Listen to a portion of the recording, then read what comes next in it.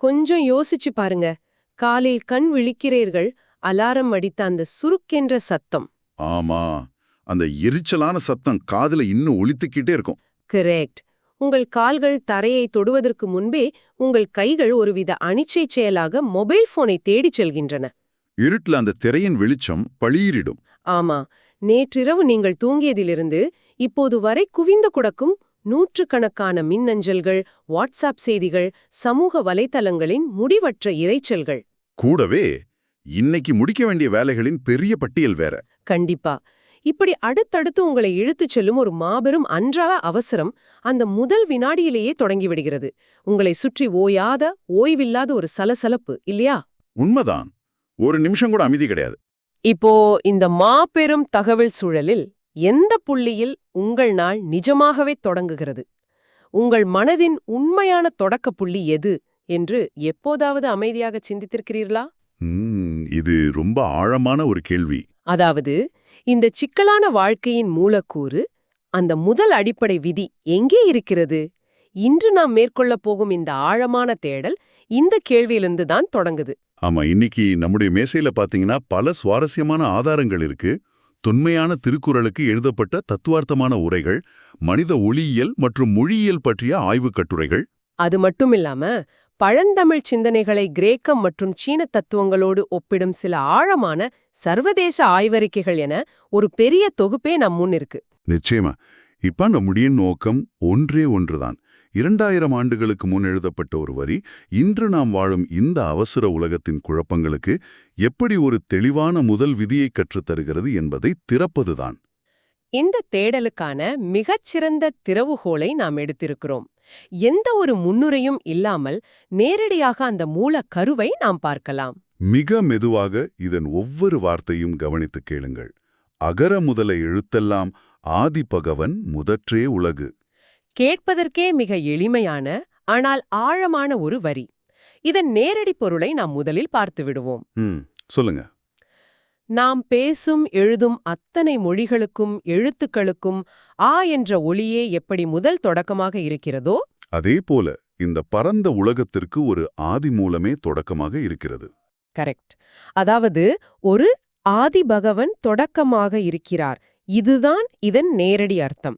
2000 ஆண்டுகளுக்கு முன் எந்த நவீன தொழில்நுட்பமும் இல்லாத ஒரு காலத்தில் மனித இயல்பையும் பிரபஞ்சத்தையும் கவனித்து எழுதப்பட்ட ஒரு வரி இது. ஆச்சரியமா இருக்கு இல்லையா? ஆமாம். ஆனால் கொஞ்சம் பொறுங்கள், இதில்தான் எனக்கு ஒரு பெரிய சந்தேகம் எழுகிறது. நாம் இவ்வளவு பெரிய தத்துவ ஆய்வுகள், மொழியியல் கட்டுரைகள் எல்லாவற்றையும் கையில் வைத்துக்கொண்டு கடவுள்தான் உலகத்தை படைத்தார் அப்படின்னு சொல்ற ஒரு சாதாரண மத நம்பிக்கையை பற்றி பேச போகிறோமா? ஆமாம், அதான் என் கேள்வி. எல்லா மதங்களும் இதைத்தானே சொல்கின்றன. இதில் மொழியியல் ஆய்வுகள் எதற்கு வருகின்றன? அந்த சந்தேகம் நியாயமானதுதான். ஆனால் நாம் வைத்திருக்கும் ஆய்வுக் கட்டுரைகள் இதை ஒரு குறிப்பிட்ட உருவமாகவோ வானத்தில் அமர்ந்திருக்கும் ஒரு சக்தியாகவோ பார்க்கவில்லை. ஓ, அப்படியா? பின்னே எப்படி பார்க்கிறார்கள்? அப்படி ஒரு மதச் சடங்காக சுருக்கி பார்ப்பது இந்த மாபெரும் சிந்தனைக்கு நாம் செய்யும் நியாயமாக இருக்காது. இதை நாம் ஒரு ஆழமான உள்ளுணர்வின் விழிப்புணர்வாக பார்க்க வேண்டும். விழிப்புணர்வா? கொஞ்சம் விளக்கமா சொல்ல முடியுமா? இப்போ வள்ளுவர் ஏன் அகரம் என்ற எழுத்தை ஒரு உதாரணத்திற்காக தேர்ந்தெடுத்தார் என்ற அந்த கேள்விகளுக்குள் நாம் போக வேண்டும். ஆ என்பது வெறும் ஒரு கோட்டோவியமோ அல்லது மொழியின் ஒரு குறியீடோ அல்ல. நீங்கள் எந்த ஒரு முயற்சியும் இன்றி உங்கள் நாக்கையோ உதட்டையோ பற்களையோ வளைக்காமல் இயல்பாக வாயை திறந்து மூச்சை வெளியே விடும்போது வெளிவரும் முதல் நாதம் அது. ஓ, ஒரு குழந்தை பிறந்து அழும்போது எந்த மொழியை கற்றுக்கொண்டு அழுகிறது என்பது போலவா? சரியா சொன்னீங்க. அது இயற்கையின் ஒலி, மனித மூச்சின் ஒலி. மற்ற எழுத்துக்களான ஈ அல்லது ஊ அல்லது கு போன்றவற்றை உச்சரிக்க நீங்கள் உங்கள் சுவாச பாதையை ஏதோ ஒரு வகையில் மாற்றியமைக்க வேண்டும். ஆமாம், ஒரு சின்ன முயற்சியாவது செய்ய வேண்டும். ஆனால் ஆல் விற்கு அந்த செயற்கையான முயற்சி தேவையில்லை. அது இருப்பின் இயல்பான வெளிப்பாடு. அதாவது அ என்பது மொழியின் தொடக்கம் என்பதை விட அது மனிதனின் எந்தவிதமான கலப்படமும் இல்லாத தூய்மையான முதல் முயற்சி என்று சொல்கிறீர்கள். கண்டிப்பா, எந்த திருப்பும் இல்லாத ஒரு அடிப்படை ஒளி. இது கேட்பதற்கு மிகச் சுவாரஸ்யமாக இருக்கிறது. அப்படியென்றால் இந்த எழுத்தின் இயைபை எப்படி உலகத்தின் ஆதி மூலத்தோடு அந்த ஆதி பகவனோடு இணைக்கிறார்கள்? இங்கதான் பாத்தீங்கன்னா வேதாந்தம் மற்றும் விபஸ்னா போன்ற அகவயமாத தேடல்களின் கோணத்தில் எழுதப்பட்ட ஆய்வுகள் நமக்கு உதவுது. விபஸ்னா தியான முறையை எடுத்துக்கொள்ளுங்கள்.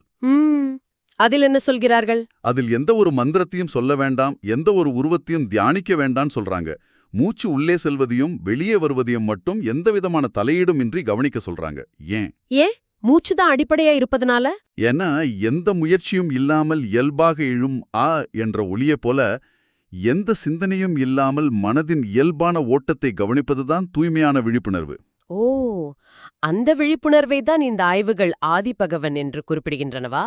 கரெக்ட். அந்த தூய்மையான பிரஜ்ஞை அதுதான் ஆதிபகவன். சடங்குகளை தாண்டி ஒவ்வொரு கணமும் நாம் உணர வேண்டிய ஆழமான உள்நிலை பயணம் இது. வியப்பா இருக்கு.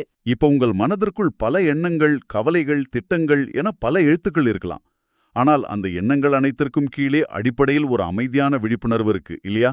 ஆமா, ஒரு மௌனம் இருக்கும். அதுதான் அகரம், அதுதான் ஆதிபகவன். இதை நீங்கள் சொல்லும்போது எனக்கு ஒரு விஷயம் தோன்றுகிறது. இப்போது இதை கேட்டுக்கொண்டிருக்கும் நீங்கள் ஒருவேளை வேலைக்கு செல்லும் வழியில் கடுமையான போக்குவரத்து நெரிசல சிக்கிக் கொண்டிருக்கலாம். அல்லது ஏதோ ஒரு பெரிய கவலையோடு இந்த உரையாடலை கேட்டுக்கொண்டிருக்கலாம். ஆமா, உங்கள் மனதிற்குள் இப்போது 100 எழுத்துக்கள் ஓடிக்கொண்டிருக்கலாம். அலுவலக மீட்டிங், குழந்தைகளின் கல்வி, பணப்பிரச்சனைகள் என்று. ஆனால் இந்த அத்தனை சத்தங்களுக்கும் கீழே உங்களை இயக்கும் ஒரு அடிப்படை விழிப்புணர்வு இருக்கிறது, ஒரு மூலக்கூறு இருக்கிறது. அதைத்தான் நாம் தொட்டு பார்க்க போகிறோம். நிச்சயமா. ஆனால் இங்கேயும் எனக்கு ஒரு மாற்று சிந்தனை வருது. ஒரு வாதத்திற்காக கேட்கிறேன். கேளுங்க. மனித குலத்தின் அறத்தைப் பற்றி, அதாவது நாம் எப்படி வாழ வேண்டும், எப்படி பேச வேண்டும், எப்படி அன்பாக இருக்க வேண்டும் என்று சொல்ல வந்த ஒரு மாபெரும் நூலுக்கு முதல் குறளாக ஏன் மொழியியல் விதியையும் பிரபஞ்சத்தின் தொடக்கத்தையும் வைக்க வேண்டும்? அதான உங்க கேள்வி. அதேதான். அவர் நினைத்திருந்தால் அன்பே சிவம் என்றோ அல்லது அறம் செய் விரும்பு என்றோ நேரடியாக ஒரு வாழ்க்கை தத்துவத்தோடு தொடங்கியிருக்கலாமே. இது கொஞ்சம் தொடர்பில்லாதது போல் தோன்றவில்லையா? இது மிக அற்புதமான கேள்வி. இதை நாம் புரிந்து கொள்ள வேண்டுமென்றால் இந்த திருக்குறளின் சிந்தனையை மட்டும் தனியாக பார்க்கக்கூடாது. உலகளாவிய தத்துவ அறிஞர்கள் மனித வாழ்க்கையை எப்படி அணுகுனார்கள் என்பதோடு ஒப்பிட்டு பார்க்க வேண்டும். ஓ, மற்ற தத்துவங்களோடா? ஆமாம். நம்மிடமுள்ள சில வரலாற்று மற்றும் தத்துவ ஆய்வு கட்டுரைகள் இதை தெளிவாக விளக்குகின்றன. தத்துவ உலகில் முதல் காரணம் என்பதை பற்றி பலரும் பேசியிருக்கிறார்கள். இதை நாம் ஸ்டாயிசிசம் மற்றும் தாவோயிசம் ஆகியவற்றுடன் ஒப்பிடும்போது இதன் ஆழம் இன்னும் துல்லியமாக புரியும். ஸ்டாயிசிசம் பற்றி சொல்றீங்களா? மார்ட்டஸ் அரேலியஸ் போன்றவர்கள் எழுதியது. கரெக்ட். ரோமானிய பேரரசரும் மாபெரும் ஸ்டாயிக் தத்துவஞானியுமான மார்க்கஸ் அரேலியஸ் எழுதிய குறிப்புகளை பாருங்கள். அவர் லோகோஸ் என்ற ஒரு கருத்தை மிக ஆழமாக பதிவு செய்கிறார். லோகோஸ் என்றால் வெறும் லாஜிக் அல்லது தர்க்கம் என்ற அர்த்தம் இல்லையா? இல்ல. லோகோஸ் என்பது இந்த பிரபஞ்சம் முழுவதும் வியாபித்திருக்கும் ஒரு பகுத்தறிவு விதி, ஒரு ஒழுங்குமுறை. அந்த லோகோஸ் எப்படி இந்த அகரம் மற்றும் ஆதிபகவன் என்ற கருத்தோடு இணைகிறது? மார்க்கஸ் அரேலியஸ் என்ன சொல்றார்னா, இந்த பிரபஞ்சம் என்பது தற்செயலாக உருவான ஒரு குழப்பம் அல்ல. அதன் பின்னால் ஒரு அடிப்படை விதி இருக்கிறது. ஒரு ஆர்டர் இருக்கு. ஆமா. எப்படி ஆ என்ற அடிப்படை ஒலி இல்லாமல் எந்த வார்த்தையும் நாம் கட்டமைக்க முடியாதோ, அதே போல லோகோஸ் என்ற அந்த அடிப்படை ஒழுங்கு இல்லாமல் இந்த பிரபஞ்சம் இயங்க முடியாது என்கிறார். ஆச்சரியமா இருக்கே. அரேலியஸ் ஒரு பேரரசராக இருந்த போதிலும், போர்க்களங்களில் இருந்த போதிலும், ஏன் இந்த லோகோஸ் பத்தி எழுதினார்? ஏன்னா எவ்வளவு பெரிய அரசியல் குழப்பங்கள் வந்தாலும் பிரபஞ்சத்தின் அந்த அடிப்படை விதியோடு தன் மனதை இணைத்துக் கொள்ளும்போது அவர் அமைதியை உணர்ந்தார். லோகோஸ் என்பது உலகத்தின் அகரம். அந்த அகரத்தை அவர் விட்டுவிடவில்லை. ஓ, இது ரொம்ப ஆழமான ஒரு புரிதல். இதே விஷயத்தை நாம் சீன தத்துவமான தாவோயிசத்தை நிறுவிய லாவோச்சுவின் சிந்தனைகளிலும் பார்க்க முடியும். ஆமாம், லாவோஷு தாவோ என்பதை பற்றி பேசுவார். தாவோ என்றால் வழி அல்லது தொடக்கம் என்று படித்திருக்கிறேன். சரியா சொன்னீர்கள். ஆனால் தாவோயிசம் அதை எப்படி விளக்குகிறது பாருங்கள். லாவோச்சு சொல்கிறார், பெயரிடப்படக்கூடியவை அனைத்தும் பல்லாயிரம் பொருட்களுக்கு தாயாக இருக்கின்றன. ஆனால் பெயரிட முடியாத ஒன்றுதான் வானத்திற்கும் பூமிக்கும் தொடக்கமாக இருக்கிறது, அப்படித்தானே? எக்ஸாக்ட்லி. அந்த பெயரிட முடியாத எந்த வடிவமும் இல்லாத தொடக்கம்தான் தாவோ. இப்போது நாம் பேசிய மொழியியல் விளக்கத்தை இங்கே பொருத்தி பாருங்கள். எந்த முயற்சியும் இல்லாமல் உதடுகளோ நாக்கோ எந்த ஒரு குறிப்பிட்ட வடிவமும் எடுக்காமல் எழும் முதல் ஒலிதான் ஆ. அட ஆமா, அது கிட்டத்தட்ட பெயரிட முடியாத ஒரு மூச்சுக்காற்று போலதான் இருக்கு. பாத்தீங்களா? ஆக மார்க்கஸ் அரேலியஸ் சொல்லும் அந்த பிரபஞ்சத்தின் இயங்கு விதியான லோகோஸும் லாவோச்சோ சொல்லும் அந்த வடிவமற்ற தாவோவும் வள்ளுவர் சொல்லும் தூய்மையான வெளிப்புணர்வான ஆதிபகவனும் எந்தவித முரண்பாடும் இன்றி ஒரே மையக் கருத்தைத்தான் பேசுகின்றன. கண்டிப்பா முழு உலகமும் இந்த தொடக்கத்தையே தேடுகிறது. இது உண்மையாகவே சிந்திக்க வைக்கக்கூடிய ஒரு இணைப்பு.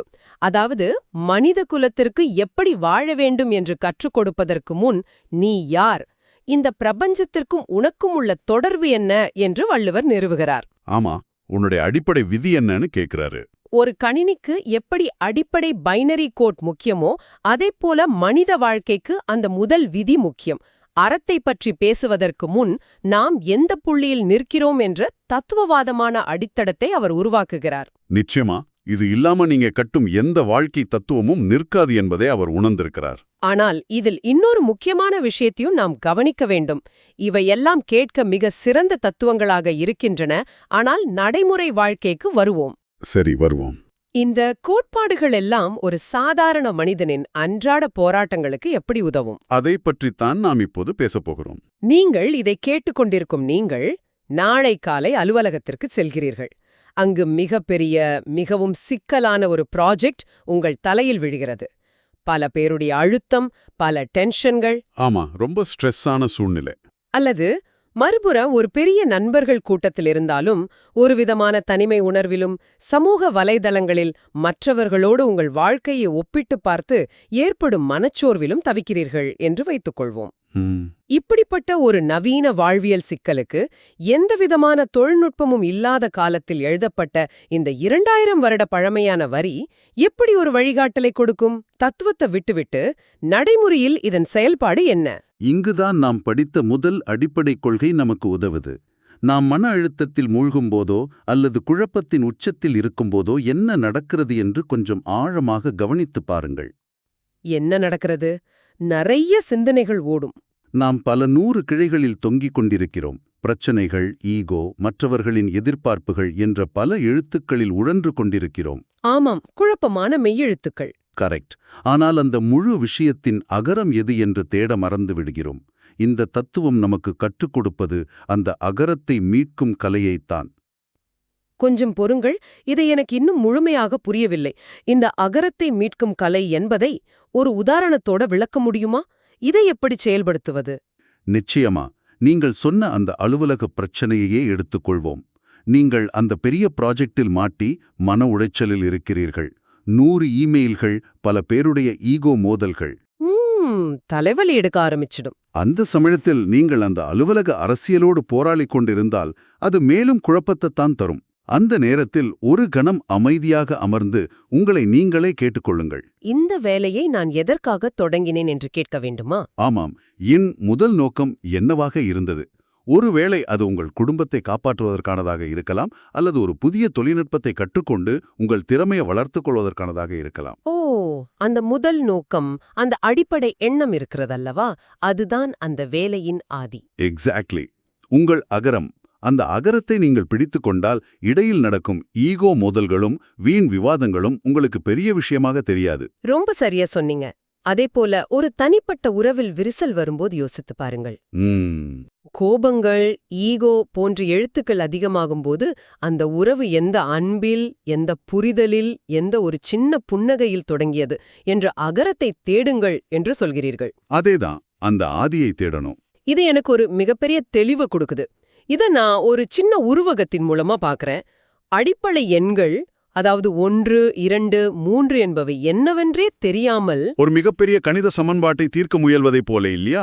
ஆமா, ஒரு சிக்கலான கால்குலஸ் கணக்க தீர்க்க முயல்வது போன்றதுதான் நமது ஆதி நோக்கத்தை மறந்துவிட்டு இந்த நவீன வாழ்க்கையோடு நம் நடத்தும் போராட்டமும். கண்டிப்பா. நீங்கள் எவ்வளோ பெரிய சூத்திரத்தை பயன்படுத்தினாலும், எவ்வளோ பெரிய சாஃப்ட்வேரை வைத்து அந்த கணக்க போட்டாலும் அடிப்படை எண்களின் மதிப்பு தெரியவில்லை என்றால் விடை கிடைக்கப் போவது இல்லை. உண்மைதான். கால்குலஸ் என்பது பல விஷயங்கள் சேர்ந்து ஒரு சிக்கலான கட்டமைப்பு. ஆனால் எண்கள் என்பவை எந்த கலப்படமும் இல்லாத அடிப்படை. நமது ஆதி எது, நமது தொடக்கப்புள்ளி எது என்பதை உணர்வதுதான் அந்த அடிப்படை எண்களை கற்றுக்கொள்வது. அதை தெரிந்து கொண்டால் வாழ்க்கையின் எந்த சிக்கலான சமன்பாட்டையும் நம்மால் எளிதாக தீர்க்க முடியும். அது ஒரு மிக துல்லியமான உருவகம். கால்குலஸ் கணக்கில் நீங்கள் தொலைந்து போகும்போது மீண்டும் அடிப்படை எண்களுக்கே திரும்புவது போல வாழ்க்கையின் குழப்பங்களில் தொலைந்து போகும்போதும் நமது அடிப்படை நோக்கத்திற்கே திரும்ப வேண்டும். இது யாருக்கும் உபதேசம் செய்யும் விஷயம் அல்ல. இது உங்களை நீங்களே மீட்டெடுக்கும் ஒரு சுய உணர்வு பயிற்சி. அந்த ஆதியை, அந்த முதல் நோக்கத்தை நீங்கள் மீண்டும் பற்றிக் கொள்ளும் போது உங்களை சுற்றியுள்ள குழப்பமான அன்றாட பிரச்சனைகள் அனைத்தும் தாமாகவே ஒரு அர்த்தமுள்ள சொல்லாக மாறிவிடும். உங்களுக்குள் ஒரு மிகப்பெரிய தெளிவு பிறக்கும். கரெக்ட். ஆக நாம் இன்று விவாதித்த இந்த ஒட்டுமொத்த ஆதாரங்களை இணைத்து பார்த்தால் எவ்வளவு ஆச்சரியமாக இருக்கிறது பாருங்கள். ஒரு சின்னஞ்சிறிய எழுத்தில் நமது தேடல் தொடங்கியது. ஆமா, ஆ என்ற அந்த எழுத்து வெறும் மொழியின் தொடக்கம் மட்டுமல்ல, அது எந்த முயற்சியும் இன்றி வெளிப்படும் மனிதனின் இயல்பான மூச்சின் ஒலி என்ற தத்துவத்தை உணர்ந்தோம். பிறகு அந்த ஒலி எப்படி அகத்தின் உள்ளுணர்வாக, விபசனா கூறும் தூய்மையான விழிப்புணர்வாக மாறுகிறது என்று பார்த்தோம். அங்கிருந்து பல எல்லைகளை கடந்து மார்க்கஸ் அரேலியஸின் ஸ்டாய்சிசம் பேசும் லோகோஸாகவும் லாவோசு பேசும் தாவோவாகவும் ஒரு உலகளாவிய தத்துவமாக அது எப்படி விரிவடைந்தது என்பதையும் அலசினோம். இறுதியில் இன்று நாம் வாழும் தனிப்பட்ட வாழ்க்கையின், நமது உறவுகளின், நாம் செய்யும் வேலைகளின் ஆணிவேராக ஒரு முதல் விதியாக இந்த குரல் எப்படி நிற்கிறது என்பதை ஆழமாக உணர்ந்திருக்கிறோம். நிச்சயமா 2000 வருடங்களுக்கு முன் எந்த ஒரு தத்துவார்த்த பின்புலமோ அல்லது இன்று நாம் பேசும் உளவியல் கோட்பாடுகளோ இல்லாத காலத்தில் ஒரு மனிதர் மனித குலத்தின் ஆணிவேரை இவ்வளவு துல்லியமாக பிடித்திருக்கிறார் என்பது வியப்பின் உச்சிக்கே நம்மை கொண்டு செல்கிறது. உண்மைதான். அந்த ஒரு வரி இன்று ஒரு மாபெரும் ஆலமரமாக நம் மனதிற்குள் வளர்ந்து நிற்பதை உணர முடியுது. இந்த உரையாடல் எந்த ஒரு குறிப்பிட்ட மதத்தையோ நம்பிக்கையையோ சார்ந்ததல்ல. மாறாக மனித மனதின் ஆழத்தை புரிந்து கொள்வதற்கான ஒரு அகப்பயணமாகவே இது அமைந்தது என்று நம்புகிறேன். கண்டிப்பா. இந்த தேடலின் முடிவில் இந்த தத்துவங்களை எல்லாம் நீங்கள் அப்படியே ஏற்றுக்கொள்ள வேண்டும் என்று நான் எந்த ஒரு அறுதியான முடிவையோ தீர்ப்பையோ உங்கள் முன் வைக்கப் போவதில்லை. நாங்க எந்த விடையையும் திணிக்கப் போவதில்லை. மாறாக உங்களிடம் ஒரு கேள்வியை மட்டும் விட்டு செல்ல விரும்புகிறேன். இன்று நீங்கள் எத்தனையோ வார்த்தைகளை பேசப் போகிறீர்கள். அலுவலகத்தில், நண்பர்களுடன், உங்கள் அன்புக்குரியவர்களுடன் பல உரையாடல்கள் நிகழப்போகின்றன. பல 100 எழுத்துக்களை உங்கள் மின்னணு திரைகளில் நீங்கள் கடந்து செல்லப் போகிறீர்கள். ஆனால் இன்று இரவு உங்கள் அறையில் அனைத்து விளக்குகளையும் அணைத்துவிட்டு உறங்கச் செல்வதற்கு முன் அந்த நிசப்தமான அமைதியில், ஆமாம், அந்த அமைதியில் உங்களுடைய அந்த இயல்பான மூச்சுக்காற்றை கவனித்தபடியே உங்களை நீங்களே கேட்டுக்கொள்ளுங்கள். உங்கள் வாழ்வெனும் மாபெரும் புத்தகத்தின் முதல் எழுத்து எது? அந்த அகரம் யாரிடமிருந்து, எதிலிருந்து தொடங்குகிறது?